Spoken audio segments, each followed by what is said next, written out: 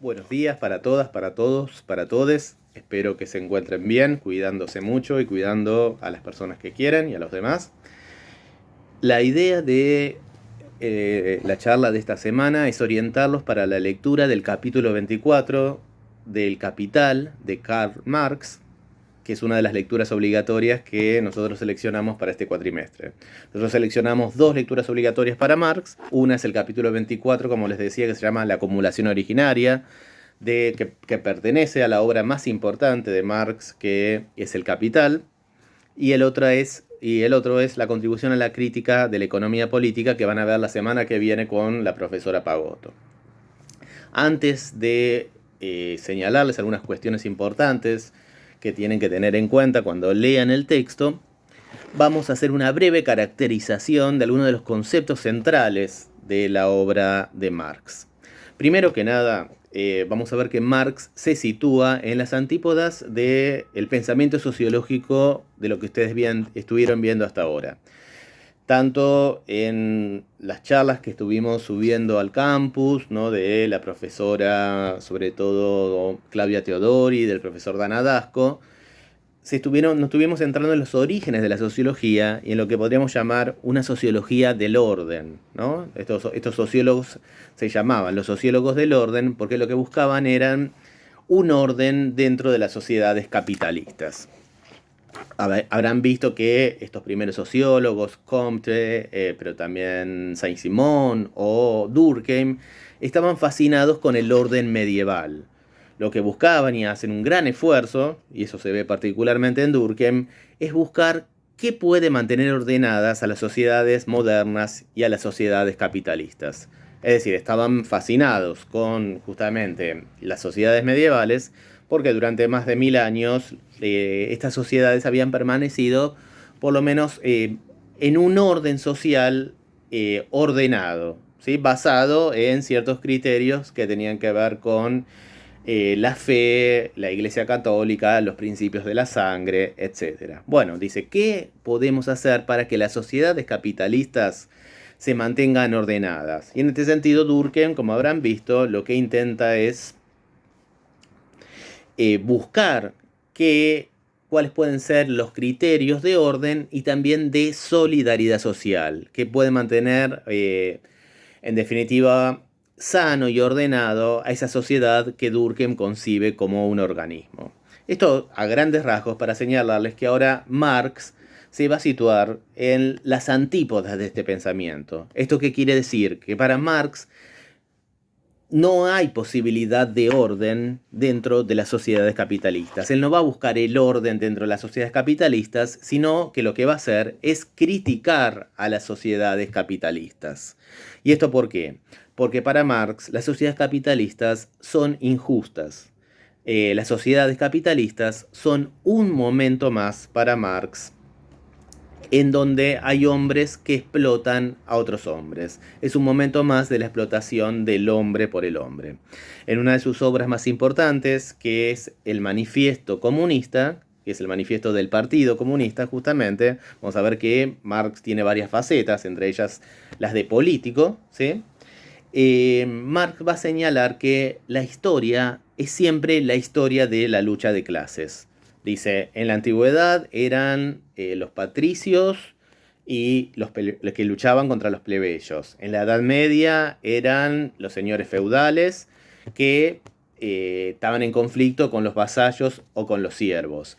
En las sociedades capitalistas son los capitalistas, los industriales, lo que él va a llamar son los dueños de los medios de producción, que están en conflicto con los obreros. Dice, toda la historia de la humanidad es la historia de la lucha entre clases sociales. Pero no solamente es la lucha entre clases sociales, sino también es la historia de la explotación de hombres por otros hombres, ¿sí? Los amos explotan a los esclavos, los señores feudales explotan a sus vasallos o a sus siervos, los capitalistas explotan a los obreros. Entonces, para Marx no hay posibilidad de ordenar, acá les muestro una breve, lo pueden encontrar por supuesto en internet, una fotografía de Marx. Para Marx no hay posibilidad dentro de las sociedades capitalistas, sino que para Marx la solución a las sociedades capitalistas son la destrucción de las sociedades capitalistas, ¿sí? Para Marx, y en esto va todos los aspectos de la obra de Marx, van a confluir en señalar que la sociedad capitalista puede, debe ser destruida y va a ser destruida inexorablemente. Porque para Marx la historia sigue, y en esto sigue una concepción iluminista y moderna de la historia siempre es un progreso. Bien, el progreso va a determinar también que las sociedades capitalistas lleguen a su fin. Pero para eso, para Marx, se tienen que dar ciertas condiciones, y además, básicamente, hay que darles un empujoncito a esas sociedades capitalistas. ¿Esto qué quiere decir? Que para Marx las sociedades capitalistas van a terminarse, pero previamente se hace necesario que se produzca lo que él va a llamar la revolución. ¿Y qué es la revolución? La revolución es el momento en que los sectores desfavorecidos de las sociedades capitalistas, que para Marx son básicamente son los obreros, son los campesinos, ¿sí? Son los desocupados, pero básicamente el que lo va a encontrar como el agente revolucionario es el obrero va a tomar sus armas y se va a rebelar violentamente contra el capitalista. Dice, de manera violenta se va a producir una revolución, pero que para Marx va a ser la producción que va a compensar las penas de los hombres y las injusticias de los hombres durante toda la historia de la humanidad. Porque después de esa revolución va a venir una sociedad justa, una sociedad igualitaria, sobre todo donde no haya hombres que exploten a otros hombres. Entonces vamos a ver que todos los caminos en la obra de Marx conducen a ese momento, al momento de la revolución, a ese momento justamente en que los obreros toman las armas y se rebelan contra las sociedades capitalistas. Porque el capitalista, dicen, no va a renunciar a todo lo que tiene, por más que después vendrá una sociedad inclusive mucho mejor para él, si no lo es de manera violenta. ¿Sí? Bien, recién decíamos que todos los aspectos de la obra de Marx conducen a la revolución. Y también decíamos que hay diferentes aspectos de la obra de Marx. En el manifiesto comunista encontramos el Marx más político, es decir, el Marx que actúa y acciona políticamente, ¿no? y junto con Engels conforma este partido comunista para poder justamente conducir básicamente a los caminos políticos de la revolución. Pero también hay un Marx filosófico, ¿sí? Un Marx filosófico. ¿Y esto qué quiere decir? Que Marx tiene una concepción también del ser humano. Esta concepción del ser humano en Marx se ve en uno de sus primeros escritos, ¿sí? Que es los manuscritos de 1844, que fueron encontrados muchísimos años después en París, en pleno siglo XX, en la década del 30 del siglo XX, pero que nos permiten justamente señalar algunos aspectos de qué consideraba Marx que era el ser humano, y por qué también, en esta concepción del ser humano, viene intrínseca la idea de revolución. Primero que nada, para Marx el ser humano es un ser perfectible. ¿Y esto qué quiere decir? Que es un ser que siempre va a tender a mejorar, siempre va a tender a progresar. Eso dice es lo propio del ser humano, está en su propia naturaleza del ser humano. Por eso decimos que es una concepción que tiene Marx filosófica respecto del ser humano en general. Ahora bien, se va a preguntar Marx, ¿por qué si el ser humano es un ser perfectible, un ser que siempre va a intentar mejorar, va a intentar progresar, está sufriendo lo que sufre bajo la condición capitalista, bajo las situaciones capitalistas? Es decir, ¿qué es lo que Marx visualiza? Y en esto está pensando en el ser humano como obrero. Dice, pasa muchísimas horas en un trabajo que generalmente no le gusta, está encerrado, privado del aire puro, privado de los seres, de estar acompañado de los seres a los que quiere, tratado mal, ¿no? Tratado mal por un capitalista, tratado mal, dice, lejos de progresar, parecería que el ser humano como obrero en el siglo XIX volvió a la época de las cavernas, ¿no? Está todo el tiempo encerrado y peor todavía que en el tiempo de las cavernas, porque no es libre y además esas cavernas están contaminadas por la pestilencia de la civilización, va a señalar Marx. Bueno, ahora dice Marx, ¿por qué ocurre esto? Y acá vamos a ver un concepto central en la obra de Marx que nos va a servir mucho para pensar también el capítulo 24 del Capital. Para Marx, esto sucede porque bajo la situación capitalista, el ser humano, ahora vamos a ver el ser humano como obrero, también como capitalista, pero particularmente el ser humano como obrero, está alienado. ¿Esto qué quiere decir? Padece de alienación. Alienación. Este es uno de los conceptos centrales en la obra de Marx. ¿Qué significa? Que el ser humano como obrero padece de alienación. Alienación remite etimológicamente a una palabra alemana que significa estar privado de algo, estar despojado de algo. Ahora bien, ¿de qué está despojado el ser humano bajo la condición capitalista o en la situación capitalista? El ser humano como obrero está despojado de varias cuestiones. Primero, está despojado de sí mismo. ¿Esto qué quiere decir?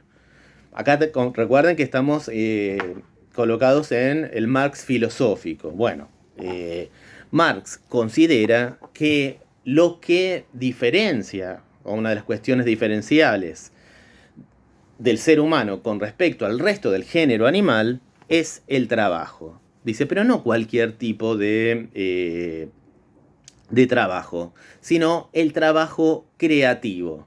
Dice, eso es algo que no tiene el resto de los animales. Dice, ¿no? Dice, por eso dice, un trabajo creativo para Marx es un trabajo en el que el ser humano además se siente realizado, se siente dichoso, satisface necesidades, pero también encuentra la realización respecto de sí mismo. Bueno, dice, el obrero bajo el capitalismo, dice, podemos decir primero que no produce nada nuevo. Es decir, produce en serie, produce esas mercancías en serie. No pone nada de sí mismo en el trabajo, no pone nada que tenga que ver con su creación, con su imaginación, que es lo propiamente humano. Entonces dice, está separado de sí mismo, de esas facultades que son propiamente humanas, que tienen que ver con crear, imaginar, fantasear, hacer cosas nuevas. Bueno, eso en la fábrica no ocurre. ¿Qué hace? Produce en serie, produce zapatos en serie, produce diferentes tipos de mercancías en serie. Dice, no hace nada prácticamente, salvo poner algo de su fuerza, que la va a llamar justamente fuerza de trabajo, y producir en serie como si fuera una máquina. Esto, dice, tiene muchas consecuencias en la mente y en los corazones de los seres humanos. Primero que nada porque lo que realiza en el trabajo de fábrica no lo diferencia de una máquina. Por eso, una de las maneras de ejemplificar este concepto de alienación es, quizás la hayan visto, la hayan utilizado también para algún trabajo, es la película Tiempos Modernos de Charles Chaplin. Siempre se suele citar el mismo ejemplo, ¿no? Esto de cuando Chaplin, que hace de Carlitos Trabajador, está sobre la cadena de montaje. En otro lugar está sobre el reloj, ¿sí? Bueno, dice, esto es la confusión del hombre con con la máquina, dice, con el robot. No hace nada que no podría ser un robot, ¿sí? Tiene unos movimientos mecanizados, robotizados, que no lo alejan de una máquina. De hecho, sabemos que generalmente y progresivamente fue reemplazado por la máquina. Y esto da cuenta de que Marx estaba en lo cierto, ¿no? Que lo que estaba realizando un ser humano también lo podía realizar una máquina. Pero esto, ¿qué produce? Justamente produce que el ser humano no se sienta dichoso en el trabajo, que lejos de sentirse realizado, como cuando uno era chico le preguntaban ¿qué quieres ser cuando seas grande? Y uno pensaba algo en donde un trabajo, que podía ser cualquiera, ¿no?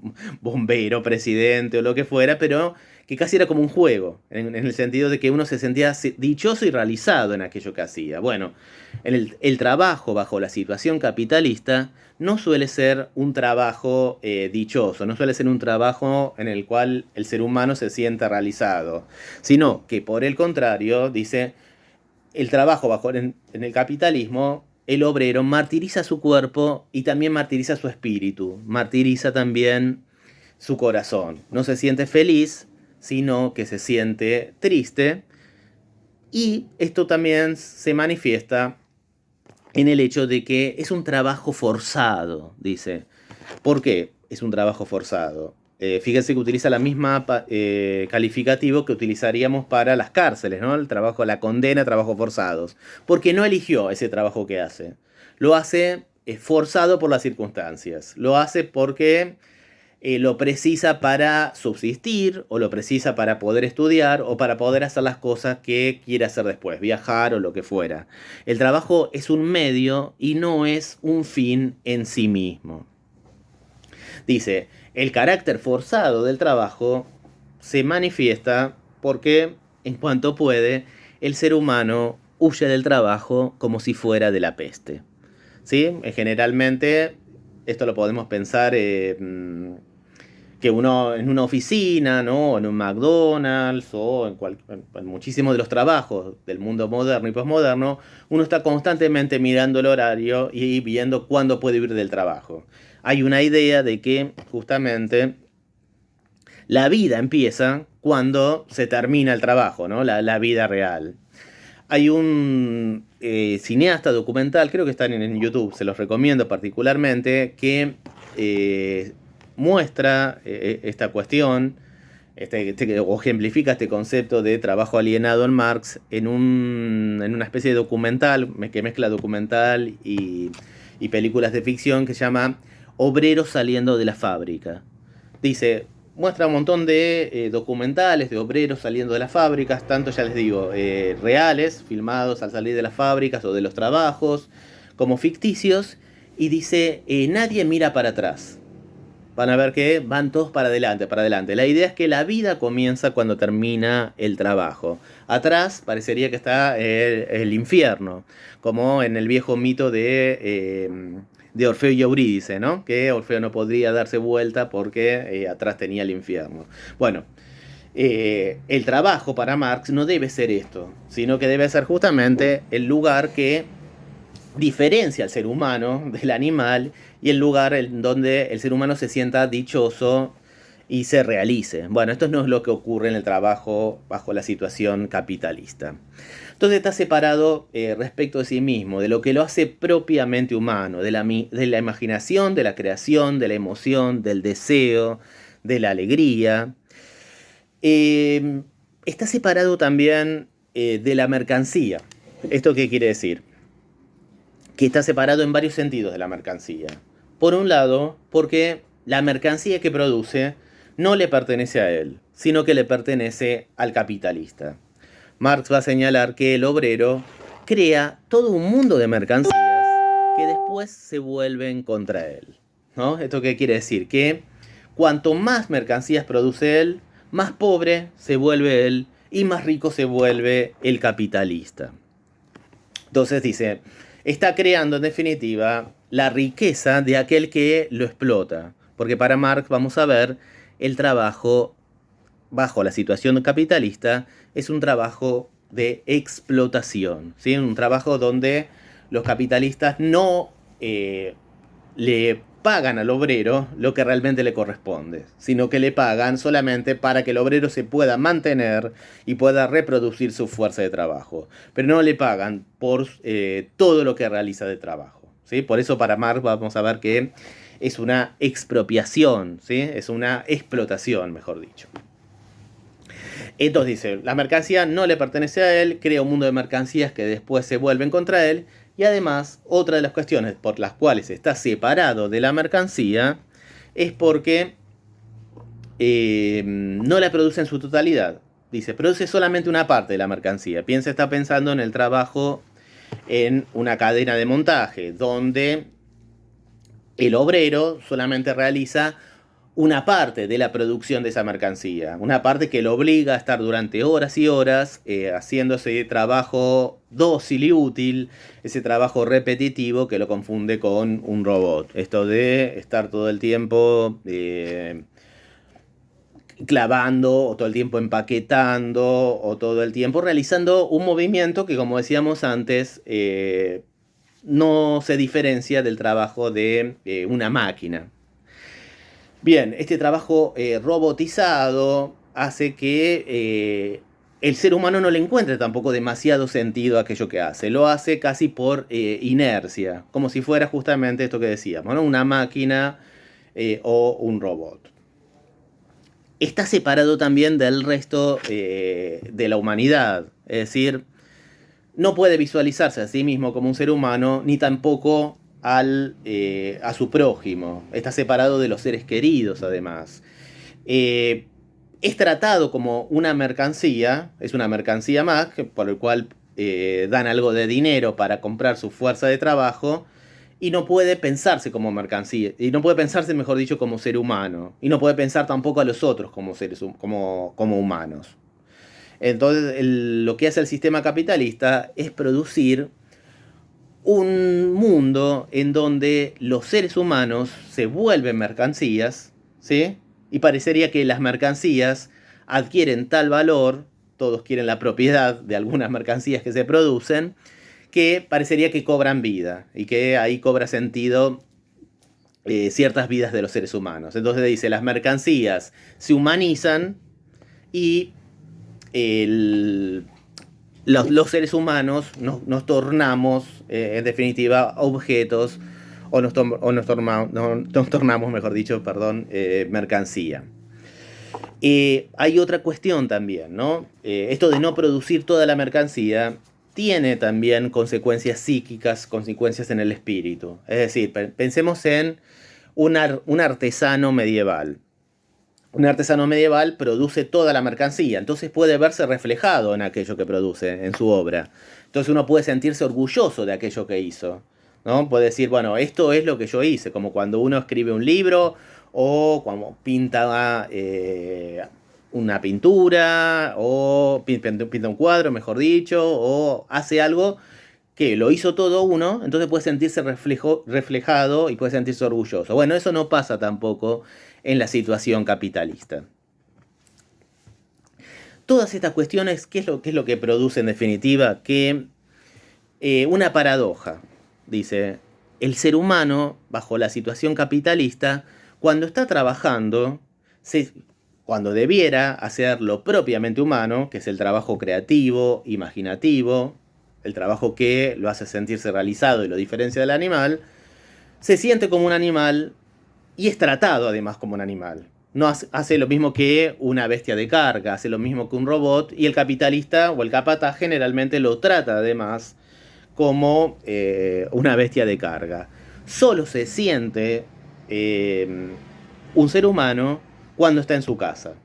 Pero cuando está en su casa, dice Marx, está casi reducido a sus facultades animales. Es decir, comer, dormir y tener sexo. Dice, bueno, esto también es propiamente humano, pero separado del... Esto también son, digamos, son actividades humanas, mejor dicho, pero separado de lo propiamente humano, que es el deseo, la creación, la imaginación, en el trabajo creativo, dice, convierten o reducen la vida del ser humano a la de un animal. Es decir, la mayor parte de las horas del día, el ser humano está casi en funciones animales, en funciones robotizadas, y eso hace que las vidas de los seres humanos sean bastante desdichadas en el mundo moderno y en el mundo capitalista. Este concepto, vamos a ver, bueno, muchos de los conceptos de Marx, por supuesto, cayeron en desuso o algunas de sus profecías no se cumplieron. Pero lo bueno del concepto de alienación es que nos puede servir tanto para pensar este mundo del siglo XIX como el mundo del siglo XXI, ¿sí? También el mundo del siglo XX. Es decir, muy pocas personas en el mundo, cuando suena el despertador, dicen, wow, me voy a trabajar. Dice, voy a hacer algo que me va a hacer sentir dichoso, voy a hacer algo que me va a sentir realizado, algo que me hace feliz. Sino que por el contrario, queremos estampar el despertador contra la pared muchas veces, ¿no? Porque el trabajo es una carga, el trabajo es forzado, el trabajo no satisface una necesidad como la del campesino, ¿no? El campesino producía aquello que le servía para subsistir. En cambio acá no, ¿qué es? El trabajo es un medio para conseguir dinero, para después conseguir las cosas que sirvan para subsistir. Bueno, dice, el trabajo debiera ser otra cosa. Y en lo que está pensando Marx es en esto, ¿no? Cuando caracteriza el trabajo alienado. Hay otro concepto que nos puede servir muchísimo también para pensar la obra de Marx, y es que para Marx va a tener una concepción respecto de la religión que también acompaña el proceso de alienación. ¿Por qué? Porque la religión, y está pensando sobre todo en la religión católica, pero no solamente en la religión católica, también plantea una especie de separación. Dice, una separación entre el cielo y la tierra, ¿no? Hay una idea casi, sobre todo en el mundo religioso católico, de que no importa cuánto se sufra en esta tierra, porque lo importante no es este mundo o esta tierra perecedera, sino que lo importante es el más allá, es el mundo del cielo o es el mundo del paraíso. Hasta hay una idea de que cuanto más se sufra acá, más se va a gozar en la vida eterna, ¿no? Estas son ideas propiamente de la religión católica. E inclusive hay una cierta bienaventuranza de los pobres, ¿no? Que es muy difícil que los pobres entren al reino de los cielos, ¿no? Dice en algún momento los Nuevos Testamentos, ¿no? de las Sagradas Escrituras, ¿no? Para los católicos, que es la Biblia. Bueno, todas estas cuestiones, todos estos pensamientos, dicen Marx, también hacen, ¿no? O alimentan, en definitiva, el proceso de alienación del obrero. ¿Por qué? Porque hacen que el obrero se resigne a su situación, a su situación de explotación, de miseria, de trabajo explotado, porque parecería que no importara cuánto sufriera en este mundo, sino que lo más importante es el más allá. Bueno, Marx justamente lo que pensaba es que hay que intentar que la única vida, en definitiva, de la que tenemos plena seguridad, que es la vida terrenal, se convierta en el verdadero paraíso, en un lugar justo para todas, para todos, y ahora diríamos también para todes, ¿sí? Y en este sentido, por eso está pensando que eso hace necesario el fin del mundo capitalista. Dos o tres cuestiones más que sobre la religión. Marx va a señalar, va a tener frases. Él es un político también, entonces va a dejar algunas frases que van a quedar perdurables, tanto en el campo de la filosofía como en el campo de la política, casi como eslogans, ¿no? para poder ser repetidos. La frase más conocida de Marx, y que en cierta forma resumen su idea sobre la religión, es esta: que la religión es el opio de los pueblos. ¿Esto qué quiere decir? Es, como el opio, algo que mantiene a los seres humanos como dormidos, ¿no? Como encerrados, o como estos efectos que produce el opio, ¿no? Como pensando en otros mundos de fantasía, el mundo del cielo, el mundo eterno, y eso hace que mientras tanto acá se resignen y se duerman a todas las situaciones de injusticia que están pasando.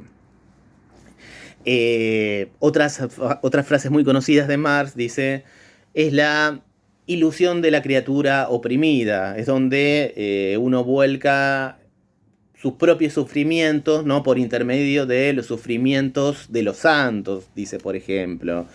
Es finalmente, esta también es una frase muy interesante de Marx sobre la religión, es la ilusión o la fantasía de un mundo sin corazón. ¿Qué quiere decir cuando Marx dice que la religión es la ilusión, la fantasía de un mundo sin corazón? Dice que la religión es la ilusión necesaria en un mundo injusto, en un mundo sin corazón, en un mundo donde los hombres explotan a otros hombres. Si fuera, si la Tierra, mejor dicho, si este mundo en el que vivimos tuviera corazón, si este mundo fuera injusto, para Marx no se precisaría de la ilusión de pensar en un más allá, en un mundo donde las cosas fueran justas, donde haya la vida eterna o el paraíso. Porque justamente el paraíso, y esto es lo que ambicionaba Marx, el paraíso se encontraría en la Tierra. Esto que también habrán visto ustedes cuando vieron el texto, tanto en los prácticos como lo habrán leído, como con la profesora Cecilia de Caputo, de Los ojos de los pobres de Baudelaire, ¿no? Baudelaire nos señala cuando analiza a Bergman, tanto como Marx, soñaban con un mundo donde las luces del bar, las luces de la ciudad, en definitiva, que serían las luces del disfrute, del placer, sean para todos y no para unos pocos. Ahora bien, esta es la concepción que tiene Marx del ser humano, ¿no? Dice, pero el ser humano es perfectible. Dice, lo que pasa es que en la situación capitalista, bajo los efectos del trabajo forzado, bajo los efectos de la religión, perdón, el obrero, bajo los efectos del trabajo forzado, bajo los efectos de la explotación, bajo los efectos de la religión, está alienado. Pero va a llegar un momento en que, dada su misma perfectibilidad y dadas ciertas condiciones, el obrero se va a dar cuenta que bajo el capitalismo no tiene absolutamente nada que perder, salvo sus cadenas, y que en cambio tiene un mundo que ganar. Por eso el manifiesto comunista termina con esta incitación a que todos los obreros del mundo se unan, ¿sí? Se unan y se revolucionen al sistema capitalista. Pero eso ¿qué tiene que ver? Con que, como el ser humano en definitiva es perfectible, en algún momento va a tomar conciencia del estado de alienación a lo que lo someten las condiciones capitalistas. Entonces, por su misma condición humana, el ser humano no va a soportar por 1000 años, en definitiva, la situación capitalista. No va a seguir soportando, sino que va a ir al progreso. Y el progreso implica una sociedad más justa para Marx. Una sociedad que, como le decía antes, no haya ni explotadores ni explotados. Esto es lo que considera Marx. Les adelanto solamente una cosita. Estamos diciendo que bajo ciertas condiciones. Alguna de las condiciones que se tienen que dar es que justamente el mismo progreso del capitalismo haga que, y esto sí ha ocurrido, ¿no? Que las máquinas vayan reemplazando a los seres humanos. Entonces, todos esos seres humanos ya no están en esa situación de trabajo alienado, entonces también pueden pensar la situación de desprotección en la que se encuentra bajo la situación capitalista. Entonces, estos desocupados, vamos a ver que va a producir, según Marx, el mundo progresivo del capitalismo, produce un ejército industrial de reserva que también va a ser uno de los grandes agentes de la revolución. ¿Esto para qué señalarles? Para señalarles